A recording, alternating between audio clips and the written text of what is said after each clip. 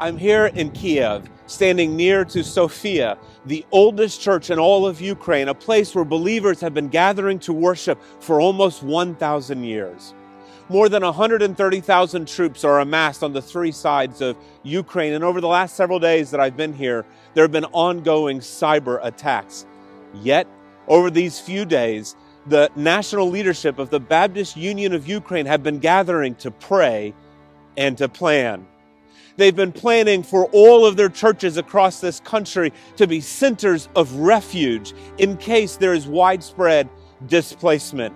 They've been encouraging every Baptist church to stock up on food and gasoline and other essential services so that should there be chaos and confusion, the Baptist churches could be lighthouses in their community. When you're living in the long shadow of war, it's impossible to know if or when something more may come. The tension is real. Much of this tension emerges from 2014, when there was a widespread movement for democracy and freedom, and what the Ukrainians call a revolution of dignity. A revolution of dignity. Those who resisted this effort, in part, led to the occupation of several territories in eastern Ukraine. If past is prologue, if the occupation of these territories is a foreshadow of what may come to Ukraine, it should lead all of us to pray with greater fervor.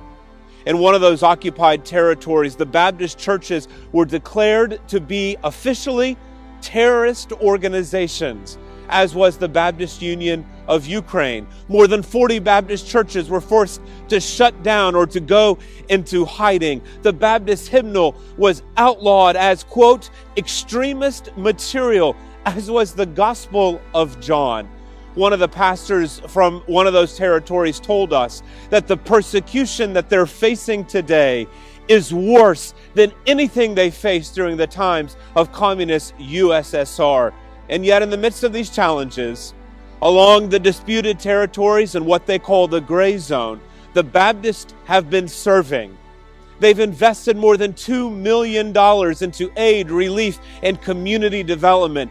And over the last 5 years, the Baptists have started 25 new churches.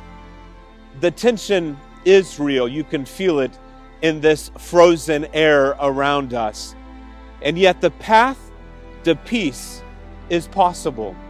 The path to peace is possible as we look at the model of the Baptists in Ukraine, who in the midst of challenging circumstances have served with a holistic witness to the gospel of Jesus Christ.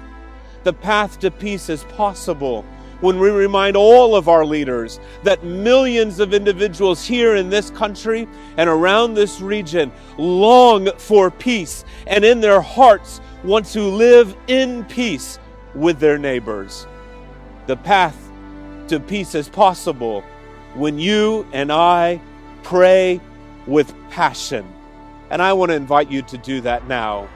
Would you pray?